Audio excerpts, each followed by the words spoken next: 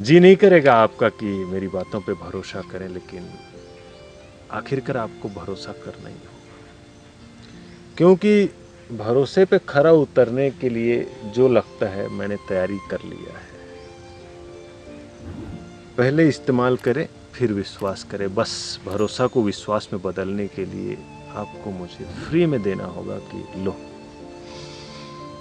प्रयोग करके देखो, मेरी बातों को सुन के देखो, समझ के देखो, आपके जीवन में एक किस्म का स्पष्टता आएगा।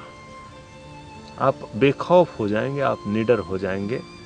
आपके जीवन में किसी तरह का कोई तनाव, कष्ट, पीड़ा और साथ ना रहेगा, ये सच है। लेकिन सुनना पड़ेगा हमें। सुनोगे, समझोगे तो जाके उसे अपने जीवन में प्रयोग करने लायक समझोगे, तब जाके प्रयोग होगा। और प्रयोग में कई जगह हारोगे, फिर हम सहारा बन के तुम्हें उस प्रयोग को उचित तरीके से करने के लिए और कोई मार्गदर्शन करेंगे। तब जाके ये प्रयोग सिद्ध होगा और तब जाके आप आनंद में जीवन जी पाएंगे, परमात्मा को अनुभव कर पाएंगे। क्योंकि परमात्मा अनुभव करने जैसा ही है, किसी तरह का कोई व्यक्ति विशेष के रूप में विद्यमान नहीं है कहीं पृथ्वी के उस पार।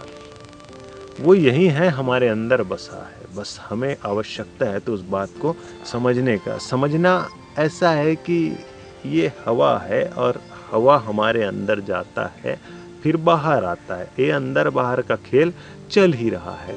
अगर ये हवा ना आए तो हम मृत घोषित कर दिए जाते हैं। तो इस बात की हमें समझ होनी चाहिए। तो ये हवा, ये ऑक्सीजन ही परमात्मा है, ये समझ सकते हैं आप। समझने में क्या जाता है, आप तो बहुत सारा बात ऐसे ही समझ के रखें।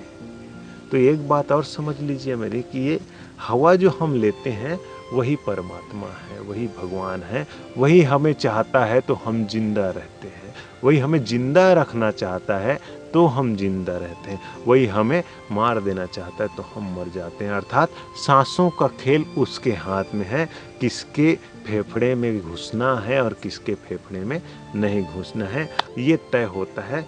उनका अपना गणित है, ये वो जाने कैसे तय करते हैं। लेकिन हम उस तय करने के पीछे की कहानी पे कुछ चर्चा तो कर सकते हैं।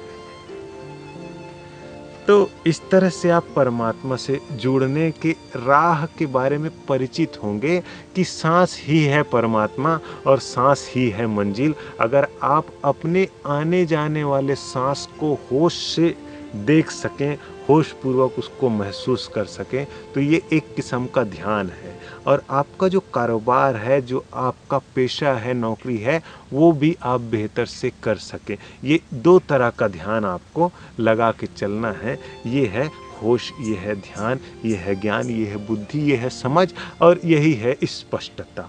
इतना आप कर लेंगे तो आप स्पष्ट हो ही जाएंगे। बस बात खत्म हो जाएगी, आपको किसी से जुड़ने की आवश्यकता नहीं पड़ेगी। और मात्र उतने के लिए ही हम आएंगे, इससे ज़्यादा हम नहीं करेंगे।